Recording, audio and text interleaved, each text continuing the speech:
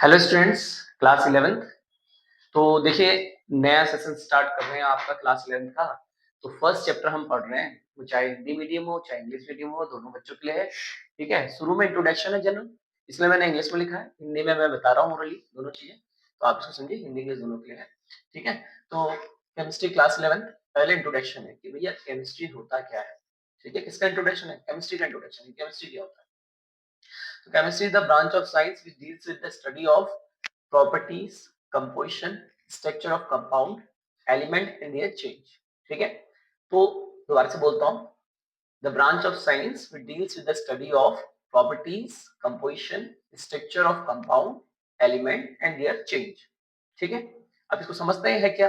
ठीक है, रसायन विज्ञान की वह शाखा जिसके अंतर्गत हम, ठीक है, इंग्लिश के लिए, सॉरी हिंदी के लिए, रसायन विज्ञान की वह शाखा जिसके अंतर्गत हम किसी तत्व या यौगिक या आप कह सकते हैं पदार्थ, उसके प्रॉपर्टीज, गुणों को, कंपोजिशन, संगठन, संगठन का कंपोजिशन का मतलब क्या होता है? किस किस से मिलकर बना है।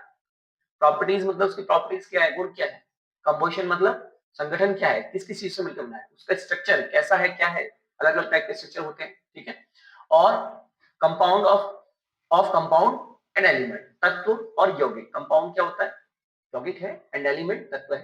ठीक है, तो कंपाउंड और एलिमेंट और उसमें होने वाले चेंजेस, जैसे हम टेम्परेचर, प्रेशर बदलेंगे, चीजों को बदलेंगे कंडीशन, तो आपको पता है कि कोयला जल करके एनर्जी में कन्वर्ट हो जाता है। कहीं कहीं चीजें इंटरकन्वर्ट होती है आपस में, एनर्जी और मास इंटरकन्वर्टेबल है, आपको पता है, अंतर रूपांतरित होते हैं। ठीक है, पदार्थ से ऊर्जा, इस तरीके से ऊर्जा पदार्थ ये आपस में रूपांतरित होते हैं। तो वहां उसमें होने वाले जो चेंज है, उनका अध्ययन किया जाता है, उनकी स्टडी की जाती है, उसको बोलते हैं केमिस्ट्री। तो केमिस्ट्री क्या है? साइंस की वो ब्रांच है जिसके अंतर्गत किसी हम एलिमेंट, कंपाउंड कह सकते हैं या मैटर, उसकी आप समझ लीजिए प्रॉपर्टीज, कंपोजिशन, उसके स्ट्रक्चर, ठीक है, और उसके इंटरकन्वर्जन कन्वर्जन जो हो रहे हैं एनर्जी के, उसमें इंटरचेंज जो हो रहा है, एक रूप से दूसरे रूप में जो परिवर्तन हो रहा है, उसका अध्ययन करते हैं, उसे हम बोलते हैं रसायन विज्ञान। ठीक है, अब देखिए, अब आगे क्या है कि केमिस्ट्री की कितनी ब्रांचेस हैं। तो केमिस्ट्री की ब्रांचेस क्या है? एक तो फिजिकल केमिस्ट्री, भौतिक रसायन जिसको कहते हैं फिजिकल केमिस्ट्री। तो फिजिकल केमिस्ट्री में क्या होता है? देखिए, इसमें तीन चार केमिस्ट्री तो हम 11th 12th में पढ़ लेंगे। यहाँ फिजिकल केमिस्ट्री का मतलब होता है जिसमें हम न्यूमेरिकल वगैरह करते हैं, डेरिवेशन वगैरह करते हैं, दैट इज फिजिकल केमिस्ट्री। ठीक है, दूसरा होता है इनऑर्गेनिक केमिस्ट्री। क्या होता है? अकार्बनिक रसायन, जैसे हिंदी में कहते हैं। इनऑर्गेनिक केमिस्ट्री का मतलब है जिसके अंतर्गत आप क्या करेंगे, जो पीरियोडिक टेबल के एलिमेंट्स हैं, आपने पीरियोडिक टेबल आवर्त सारणी देखी है, तो पीरियोडिक टेबल में जो एलिमेंट है, उनकी स्टडी जिसमें की जाती है, उसको बोलते हैं इनऑर्गेनिक केमिस्ट्री। ठीक है, उसके बाद आता है ऑर्गेनिक केमिस्ट्री। ऑर्गेनिक बताइए, ऑर्गेनिक क्या होता है? कार्बन कंटेनिंग कंपाउंड्स, तो जिसमें कार्बन होते हैं, कार्बन और उससे बने यौगिकों का अध्ययन, कार्बन और उससे बने कंपाउंड्स की स्टडी जिसमें की जाती है, that is called organic chemistry. उसे हम क्या कहते हैं? ऑर्गेनिक केमिस्ट्री कहते हैं। फिर आता है एनालिटिकल केमिस्ट्री। एनालिटिकल केमिस्ट्री क्या होता है? जिसमें एनालिसिस करते हैं, लैब में जो प्रैक्टिकल करते हैं, है ना, वहां क्या करते हैं? एनालिसिस। ठीक है, उसको एनालिटिकल केमिस्ट्री कहते हैं। विश्लेषण, रसायन, प्रैक्टिकल जिसमें होते हैं, वो एनालिटिकल केमिस्ट्री आता है। ठीक है, उसके बाद आता है बायोकेमिस्ट्री। बायो में जो केमिस्ट्री है, that is biochemistry. Quantum chemistry, जो मैकेनिक्स वगैरह होती है, quantum mechanics, structure of atom, परमाणु की संरचना कैसी होगी, वो सब कैसा होगा, उसका डेरिवेशन सब क्वांटम केमिस्ट्री। ठीक है, क्वांटम एनर्जी से लेकर रिलेटेड, फोटोन से रिलेटेड, ऊर्जा से संबंधित, उसे क्वांटम केमिस्ट्री, क्वांटम फिजिक्स जैसे आप पढ़ते हैं वैसे क्वांटम केमिस्ट्री होती है। पॉलीमर केमिस्ट्री, बहुलक, पॉलीमर, पॉलीमर क्या होते हैं? जैसे प्लास्टिक है, रबर है, नायलॉन है, ये सब पॉलीमर है। तो पॉलीमर केमिस्ट्री में आप पॉलीमर्स के बारे में पढ़ते हैं, बहुलक के बारे में पढ़ते हैं। उसके बाद न्यूक्लियर केमिस्ट्री, सुना ही होगा, न्यूक्लियर एटम बम वगैरह जो है बनते हैं, न्यूक्लियर और रिएक्टर्स होते हैं, उसमें एनर्जी, परमाणु बम फोड़ के हम एनर्जी, आपका समझिए कि इलेक्ट्रिसिटी जनरेट करते हैं, that is nuclear power plant जिसको बोलते हैं। तो न्यूक्लियर केमिस्ट्री के अंदर ये दो टाइप की चीजें होती ज्यादातर, न्यूक्लियर बम या न्यूक्लियर एनर्जी, उसको हम स्टडी करते हैं।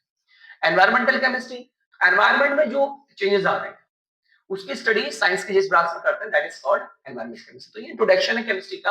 अब देखिए स्टूडेंट्स, मैटर बहुत इंपॉर्टेंट टॉपिक स्टार्टिंग है, तो बहुत छोटी छोटी चीजें जब हम समझेंगे तभी आगे की चीजें हमको क्लियर होती है। तो पहले अगर हमको पता ही नहीं यार मैटर क्या होता है, तो फिर आगे क्या पढ़ेंगे। इसमें ही बहुत सारी चीजें में गड़बड़ कर देते हैं बच्चे, उसकी वजह से भी बहुत गड़बड़ होता है। तो मैटर क्या है, पहले उसको हमें समझना है। तो पहले मैटर की डेफिनेशन क्या है? ठीक है, anything that has mass and occupy space is called matter. कोई भी वस्तु जो स्थान घेरती है और जिसमें क्या होता है, द्रव्यमान होता है, उसे पदार्थ कहते हैं या मैटर कहते हैं। तो matter, anything that has mass and occupy space. कुछ भी जो मास ऑक्यूपाई, जिसके पास मास है एंड स्पेस ऑक्यूपाई करता है, उसको हम कहते हैं मैटर। जैसे अगर हम कहें एयर, हवा, ऑक्सीजन गैस, तो ऑक्सीजन गैस अगर हम देखें तो हमें दिखाई नहीं देती है वगैरह वगैरह, लेकिन उसका मास है, वो अपना एक स्पेस ऑक्यूपाई। देखिए students, on the basis of physical properties, physical properties क्या होती है? भौतिक गुण। फिजिक जो होता है, फिजिक क्या होता है आपका? नॉर्मली बार बार होता है फिजिकल प्रॉपर्टी। फिजिकल प्रॉपर्टीज क्या है? तो फिजिकल प्रॉपर्टी क्या है? फिजिकल प्रॉपर्टीज जो हम अपने सेंस ऑर्गन, इसको हिंदी में हम ज्ञानेंद्रिय कहते हैं, 5 ज्ञानेंद्रिय सुना है, 5 सेंस ऑर्गन, उससे जिस चीज को फील कर सकते हैं, दैट इज फिजिक। फिजिक भौतिक, हमारा फिजिक कैसी है। तो वैसे ही वो चीज रहता है कि आपका on the basis of physical properties, जो फिजिकल प्रॉपर्टीज हैं उनके बेस पर मैटर को कितने टाइप से क्लासिफाई किया है। अब थोड़ा सा हमारे ध्यान में, इधर हमारा फिजिकल प्रॉपर्टी है, तो हमारे दिमाग में क्या आएगा? उधर केमिकल प्रॉपर्टी आएगा। अब यही यहां पर ध्यान रखना है, that is not chemical property. ये केमिकल प्रॉपर्टी रासायनिक गुण नहीं है, केमिकल कंपोजिशन है, रासायनिक संगठन है। संगठन का मतलब केमिकली किससे मिलके बना है वो। एक बात बताओ, अगर हम केमिकल प्रॉपर्टी यूज करेंगे तो कोयला जल जाएगा, तो जलने के बेस पे मैटर को थोड़ी क्लासिफाई करेंगे। यहाँ पर हम इसके बेस पे कर रहे हैं कि उसमें क्या क्या मिला है, केमिकल कंपोजिशन, रासायनिक संगठन हिंदी में अगर कहें तो ये चीज है रासायनिक संगठन के आधार पर, केमिकल कंपोजिशन के आधार पर, जबकि यहाँ फिजिकल प्रॉपर्टीज के आधार पर। ठीक है, तो अब फिजिकल प्रॉपर्टीज के बेस पर आपके 3 टाइप के नॉर्मल जो मैटर, जो नॉर्मली एग्जिस्ट करता है, पदार्थ नॉर्मली सामान्य रूप से 3 अवस्थाओं में एग्जिस्ट करता है नॉर्मली। क्या? Solid, liquid, gas. ठोस, द्रव, गैस। छोटी क्लास से पढ़ते आ रहे हैं, जो मैटर है उसको हमने 3 टाइप से क्लासिफाई किया है, सॉलिड, लिक्विड, गैस।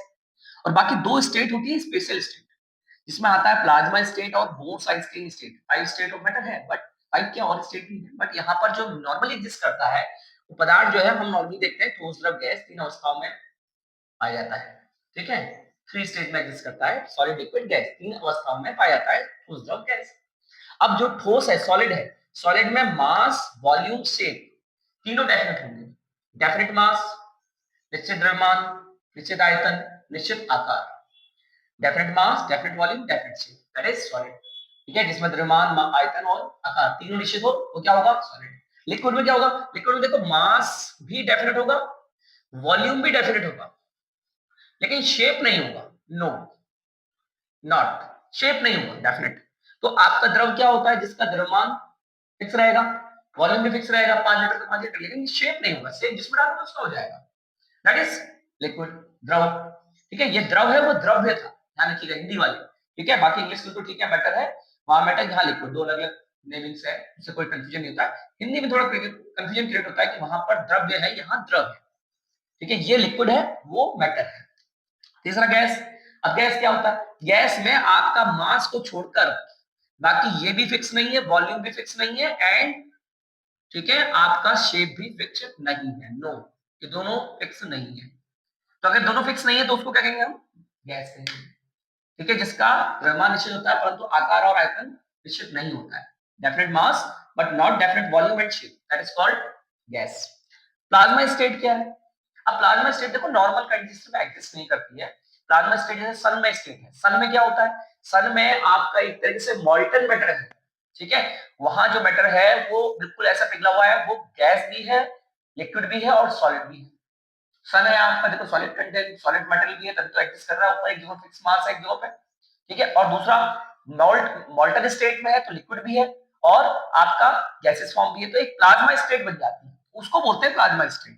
तो वो नॉर्मल कंडीशन में एग्जिस्ट नहीं करती है। मॉल्टन जो आयरन है वगैरह वगैरह इस तरह से बहुत हाई टेम्परेचर प्रेशर कंडीशन में एग्जिस्ट करती है प्लाज्मा स्टेट। सामान्य परिस्थिति में ऐसी अवस्था नहीं होती है, विशेष परिस्थितियों में ये 2 अवस्थाएं आ जाती है। ऐसे ही है बोस आइंस्टीन कंडेंसेशन स्टेट। तो एक इंडियन साइंटिस्ट थे बोस और दूसरा है आइंस्टीन आपका। ठीक है, दूसरे कंट्री के साइंटिस्ट आपको पता है। बोस और आइंस्टीन ने मिलकर एक कंडेंसेशन स्टेट बनाई।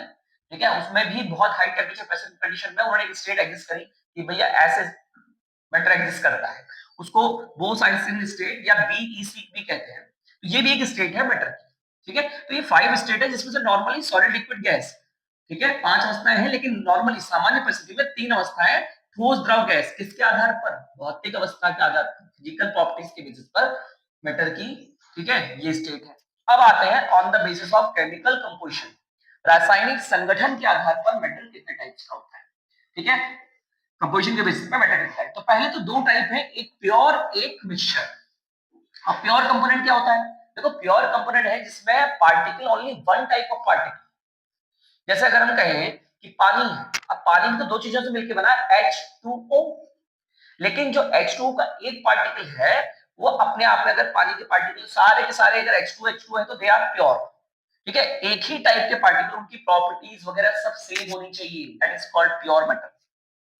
ठीक है, जैसे कभी कभी क्या होता है ना, कंफ्यूजन होता है यार, शुद्ध पानी, शुद्ध हवा, हम कहते हैं पुराने समय में हवा शुद्ध थी। अब हवा शुद्ध का मतलब क्या है? शुद्ध हवा का मतलब ऐसा नहीं कि उसमें बिल्कुल कार्बन डाइऑक्साइड थी नहीं, ऐसा नहीं है। शुद्ध का मतलब होता है, या शुद्ध दूध कहते हैं, मिलावटी दूध और शुद्ध दूध। अब क्या शुद्ध दूध में जो प्योर मिल्क है, क्या उसमें पानी नहीं होता? अरे उसमें पानी होता है, लेकिन आपका नेचुरली एक उसका कंपोजिशन है कि उसमें इतना पानी होगा, माना उसमें 70 पानी, इतना प्रोटीन, इतना फैट है, तो उस मिल्क को आप कहते हैं प्योर। अब आपने बाहर से एक्स्ट्रा वाटर उसमें ऐड कर दिया, 70 की जगह उसका रेशियो आपने 80 कर दिया, तो वो क्या हो गया? मिलावट हो गई, आपने कंपोनेंट को मिक्स कर दिया उसमें, वो प्योर नहीं रहा। मतलब जो नेचुरली एग्जिस्ट करता था, गाय से दूध लाए, नेचुरली कंडीशन में हम कहते हैं कि इतना दूध में पानी, इतना कार्बोहाइड्रेट, इतना प्रोटीन होना चाहिए। ठीक है, जब हम जो डेयरी वाले काम करते हैं ना, तो क्या करते हैं, दूध लेके जब मॉर्निंग में डेयरी में बेचने जाते हैं, तो हाँ इलेक्ट्रोमीटर से वो पूरा चेक करते हैं उसका, कि इसमें कितना फैट है, कितना और चीजें हैं। ठीक है, तो वही चीज अगर वो एक नॉर्मल जो उनका कंडीशन है उस पर आ रहा है, तो वो कहते हैं दैट इज प्योर। और अगर उसमें आपका पानी का अमाउंट ज्यादा है, फैट का अमाउंट कम है, दैट इज वो मिक्सचर हो जाएगा, वो प्योर कंपोनेंट नहीं है आपका। तो ऐसे ही यहाँ पर भी है कि अगर क्या होता है शुद्ध पदार्थ का मतलब जिसमें एक ही प्रकार के कणों से मिलकर बना हो, वो एक ही प्रकार के कण एलिमेंट भी हो सकते हैं, और वो एक ही प्रकार के कण कंपाउंड भी हो सकते हैं, तत्व भी हो सकते हैं, और यौगिक, मतलब उनमें एक ही टाइप का पार्टिकल मिलेगा, दूसरे टाइप का पार्टिकल नहीं मिलेगा। और दूसरी बात, इनमें एक डेफिनेट रेशियो हो गया। ठीक है, तो that is pure component. Pure का मतलब एक ही प्रकार के कौन से भी, one type of particle and all the properties are similar, that is called pure component. ठीक है, ये प्योर हो गया आपका, तो इसमें एक ही टाइप के पार्टिकल से मिलकर बना है एंड प्रॉपर्टीज आर सिमिलर। यहां क्या है? मिक्सचर, इसमें टू और मोर टाइप ऑफ पार्टिकल से मिलकर बनता है। ठीक है, मिक्सचर आपका टू और मोर पार्टिकल से मिलकर बनता है, और दूसरा इसमें कोई आपका डेफिनेट कंपोजिशन नहीं होता है, इसकी प्रॉपर्टी डिफरेंट होती है मिक्सचर की। ठीक है, तो अब पहले मिक्सचर बाद में पढ़ेंगे, अब पहले आते हैं इस चीज पे कि प्योर कंपोनेंट क्या है। तो प्योर कंपोनेंट को फिर हमने डिवाइड किया है टू कैटेगरीज में, एक एलिमेंट और एक कंपाउंड। अब एलिमेंट क्या है? एलिमेंट सिंपल होता है, आपको पता है, जैसे आयरन है, लिथियम है, बेरिलियम है, सल्फर है, फास्फोरस है, दीज आर एलिमेंट्स। अब एलिमेंट पीरियडिक टेबल में जितने भी होते हैं दे आर एलिमेंट्स, वो सारे एलिमेंट्स हैं। अब एलिमेंट क्या होते हैं, अभी हम डेफिनेशन वगैरह जो पूरा डिफाइन करेंगे, एलिमेंट और कंपाउंड में difference, mixture, homogeneous, heterogeneous mixture में, उसको हम पीछे अलग से और लिखेंगे। ठीक है, पहले हम पढ़ते हैं एलिमेंट्स। तो एलिमेंट क्या है? जो स्मॉलेस्ट पार्ट है आपका मैटर का, जो स्मॉलेस्ट पार्टिकल है, that is called element.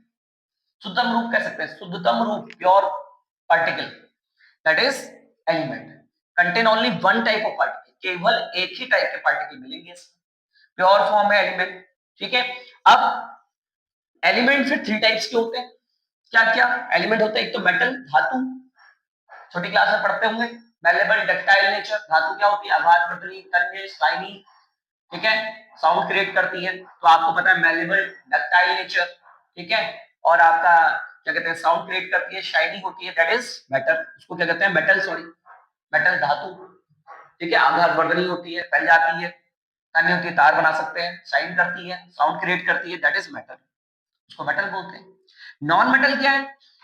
Non metal आपको पता है, जो नॉन मेटल चीजें, जैसे कोयला है, कार्बन है, कोयला है, इस तरह की चीजें, बोरॉन है, ठीक है, बहुत सारी और इस तरह की चीजें हैं, वो आपको पता है नॉन मेटल्स होती है। अधातु, जिनमें इस तरह की प्रॉपर्टी नहीं पाई, डायमंड है, ग्रेफाइट है, ये मेटल नहीं है, मेटल नहीं है, दीज आर नॉन मेटल्स, अधातु। तो आपको पता है कि दूसरी कैटेगरी हमने बनाई है अधातु तत्व। अधातु तत्व में क्या आ गया आपका? इधर वाले जितने एलिमेंट्स है वो नॉन मेटल्स है, जैसे नाइट्रोजन है, फास्फोरस है, आर्सेनिक है, नॉन मेटल्स, ऑक्सीजन है, non metal, non metal gases है, नॉन मेटल, मेटल की प्रॉपर्टी नहीं है। अब मेटलॉइड क्या होता है? मेटलॉइड है जिनमें मेटल और नॉन मेटल के बीच कैटेगरी है। ठीक है, इसमें धातु अधातु दोनों के मध्यवर्ती इंटरमीडिएट प्रॉपर्टीज होती है। कुछ प्रॉपर्टी मेटल से मैच करती है, कुछ नॉन मेटल से, दे आर कॉल्ड मेटलॉइड्स, उनको मेटलॉइड्स कहते हैं, धातु। अभी हम इसको पीछे डिटेल में थोड़ा सा और पढ़ेंगे, अभी मैं क्लासिफिकेशन कर रहा हूँ, धातु, अधातु, उपधातु, मेटल, ठीक है, मेटल, नॉन मेटल एंड मेटराइट, इन दोनों के बीच की कंडीशन दैट इज मेटराइट। अब क्या आता है, कंपाउंड। ठीक है, कंपाउंड, टू और मोर element combined together in a definite ratio, दो या दो से अधिक तत्व एक निश्चित अनुपात में मिलते हैं तो कंपाउंड बनता है, और इनडेफिनेट रेशियो में मिलते हैं तो मिक्सचर बनता है। ध्यान रखिए, जैसे H2O में ऑलवेज हाइड्रोजन और ऑक्सीजन का एक डेफिनेट रेशियो होगा एलिमेंट्स का, देन कंपाउंड बनेगा। तो कंपाउंड की डेफिनेशन ही वही है, टू और मोर element combined together in a definite ratio is called compound. दो या दो से अधिक तत्व एक निश्चित अनुपात में जुड़कर यौगिक का निर्माण करते हैं। अब यौगिक कितने टाइप के हैं आपके, compound, compound are of two type, organic compound and inorganic compound. ठीक है, कार्बनिक पदार्थ, कार्बनिक यौगिक और अकार्बनिक यौगिक। अब कार्बनिक यौगिक क्या होते हैं, ऑर्गेनिक कंपाउंड। तो organic compound which, those compound which are obtained from living sources. अब लिविंग सोर्सेस, ऑर्गन, ऑर्गन क्या होते हैं, ठीक है, जैसे बायो में होता है ना ऑर्गन, ऑर्गन मतलब अंग। तो वो सब्सटेंस जो किसी ऑर्गन से, अब वो चाहे प्लांट्स का हो या एनिमल का हो, किसी ऑर्गन से ऑब्टेन हो रहा है, दैट इज ऑर्गेनिक। इसलिए यहाँ है ऑर्गेनिक कंपाउंड, कार्बनिक यौगिक। तो those compound which are obtained from living sources like plants और animals are called organic compound. ठीक है, दूसरी डेफिनेशन क्या है ऑर्गेनिक कंपाउंड की, कार्बन एंड देयर डेरिवेटिव्स, जो कार्बन एंड उसके कंपाउंड होते हैं, carbon and their compounds are called organic compound. ठीक है, hydrocarbon and their derivatives are called organic compound. जो हाइड्रोकार्बन है, कार्बन हाइड्रोजन कंपाउंड, और उसके डेरिवेटिव, उनसे बनने वाले व्युत्पन्न, जो उनसे उत्पन्न हुए, जैसे मीथेन क्या है, हाइड्रोकार्बन। ठीक है, तो मीथेन में आपने ऑक्सीजन लगा दिया, मिथेनॉल बन गया। तो हाइड्रोकार्बन और उसके व्युत्पन्न, जैसे डेरिवेटिव क्या होता है, डेरिवेटिव का मतलब होता है, हम पढ़ते हैं ना व्युत्पन्न, व्युत्पन्न क्या है, समझ में नहीं आता व्युत्पन्न क्या है। व्युत्पन्न का मतलब जैसे दूध के प्रोडक्ट, मिल्क प्रोडक्ट, जैसे आपको पता है कि पनीर है, मक्खन है, दही है, ये मिल्क प्रोडक्ट है। ऐसे ही जो जिससे उत्पन्न होता है उसे व्युत्पन्न, डेरिवेटिव्स कहते हैं। डेरिवेटिव का मीन्स है कि वो उससे प्रोड्यूस हुआ है। तो ऐसे ही यहाँ पर है organic compound, hydrocarbon and their derivatives are called organic compound. तो कार्बनिक पदार्थ की दो डेफिनेशन है, कि या तो लिविंग सोर्सेज से ऑपरेट हुआ हो, या फिर हाइड्रोकार्बन और उसके डेरिवेटिव से बना हो, उसे कहते हैं ऑर्गेनिक कंपाउंड। इनऑर्गेनिक कंपाउंड क्या होता है, inorganic compound they are obtained from non living sources. अब भैया अगर ऊपर वाला लिविंग से मिल रहा है तो नीचे वाला क्या होगा, नॉन लिविंग से मिलेगा। तो those compound which are obtained from non living sources like mines, rocks, वे पदार्थ जो आपका नॉन लिविंग निर्जीव वस्तुओं से प्राप्त होते हैं, खानों से खोद के माइनिंग करके मिल रहे हैं, उसे क्या कहेंगे, इनऑर्गेनिक एलिमेंट्स, अकार्बनिक तत्व। ठीक है, और हम ये भी कह सकते हैं कि पीरियोडिक टेबल में कार्बन को छोड़ के, रेस्ट ऑफ कार्बन जो अदर एलिमेंट कंपाउंड बना रहे हैं, पीरियोडिक टेबल में कार्बन को छोड़ के अन्य तत्वों द्वारा निर्मित यौगिक, उनको बोलते हैं इनऑर्गेनिक कंपाउंड्स। ठीक है, in periodic table except carbon, ठीक है, other element form compound, these compounds are called inorganic compound. ठीक है, कार्बन को छोड़ के अवर सारी दो डेफिनेशन यहां दिया गई, एक तो नॉन लिविंग सोर्सेज है, और दूसरा पीरियोडिक टेबल में कार्बन को छोड़ के अदर एलिमेंट के जो कंपाउंड है इनऑर्गेनिक कंपाउंड। ठीक है, तो ये हो गया इनऑर्गेनिक। अब आया मिक्सचर। तो मिक्सचर को भी हमने दो कैटेगरी, मिक्सचर क्या होता है, देखो मिक्सचर में डेफिनेट रेशियो नहीं होता है, कंपाउंड में इसमें दो एलिमेंट मिले, यहां भी दो एलिमेंट और दो कंपाउंड्स मिल सकते हैं, लेकिन उनका रेशियो डेफिनेट नहीं। अब जैसे आपने क्या किया, पानी में चीनी डाली, नमक डाला, तो पानी में चीनी डालने का कोई डेफिनेट रेशियो नहीं है, आप पानी में 1 चम्मच चीनी डाल सकते हो, आप पानी में 2 चम्मच चीनी डाल सकते हो, तो वो क्या कहलाएगा, दैट इज मिक्सचर। वो मिक्सचर कहलाएगा, मिश्रण, क्योंकि उसमें रेशियो डेफिनेट नहीं है। इसमें और इसमें डिफरेंस ही है कि यहाँ डेफिनेट रेशियो, यहाँ डेफिनेट रेशियो नहीं है, दैट इज कॉल्ड मिक्सचर। ठीक है, तो मिक्सचर हो गया, क्या हो गया, एक तो है होमोजेनस मिक्सचर। अब छोटी क्लास में पढ़ के आए, होमोजेनस मतलब, होमोजेनस का मतलब जो मिक्स टुगेदर, बिल्कुल कंप्लीटली यूनिफॉर्मली मिक्स हो गया है, समांगी रूप से मिश्रित हो जाता है, उससे समांगी मिश्रण, पूरा एक जैसे नमक में, जैसे पानी में जैसे नमक पूरा घुल जाता है, दैट इज होमोजीनस, बिल्कुल एक साथ, इसको हम कहते हैं, उसको कहेंगे होमोजीनस मिक्सचर। हेट्रोजीनस क्या हो, हेट्रोजीनस का मतलब जैसे वाटर प्लस सैंड, पानी में रेत, वो कैसा मिक्सचर है, दैट इज हेट्रोजीनस मिक्सचर, क्योंकि वहां क्या है, पूरी जगह संगठन समान नहीं है। अब देखो एक चीज ध्यान रखना, समांगी का एग्जांपल और देता हूं हेट्रोजीनस का। आप देखते हो जब कोई व्यक्ति क्या होता है, बाजार से वो गेहूं के बोरे, आजकल से गेहूं आता है, तो गेहूं के बोरे जब लेने जाते हैं तो क्या करते हैं, आप देखोगे उनके पास क्या होता है, ऐसे वो चुबाने वाला टाइप का, निकालने वाला टाइप का होता है, 3 जगहों पे कट्टे में वो छेद करते हैं, है ना, कहते देख लो भाई साहब, ऊपर से देख लो, फिर बीच में, फिर नीचे, क्यों, हो सकता है आपने नीचे नीचे कट्टे में भूसा भर दिया हो, ज्यादा कचरा भर दिया ऊपर ऊपर अच्छा गेहूं रख दिया हो, तो क्या करते हैं वो तीनों जगहों से, अब पूरा कट्टा तो उलट करके दिखाएंगे, 3 जगहों से आपको सैंपल लेके दिखाते हैं, क्या ऊपर से, बीच में से, नीचे से। तो अगर आपको लगता है कि तीनों जगह बिल्कुल एक जैसा ही निकल रहा है मटेरियल, तो इसका मतलब वो चीज क्या है, सही है। ठीक है, तो वही चीज होती है यहाँ पर भी, विषमांगी का मतलब है कि वहां समांगी में, होमोजेनस में तीनों साइड एक ही आएगा, लेकिन हेट्रोजेनस में क्या होगा, ऊपर से निकालेंगे तो साफ साफ पानी पानी, और नीचे नीचे कचरा कचरा। ठीक है, तो वो होमो नहीं हुआ, हेट्रो हो गया, है ना। जैसे दूध फट गया तो नीचे नीचे बैठ गया, नीचे नीचे मोटा मोटा गाढ़ा गाढ़ा, ऊपर ऊपर पानी पानी, तो वो कैसा हो गया, हेट्रोजीनस। तो अगर एक ही मिक्सचर में एक से ज्यादा स्टेज आपको दिखाई दे, तो that is called heterogeneous mixture, उसको हम कहते हैं विषमांगी मिश्रण।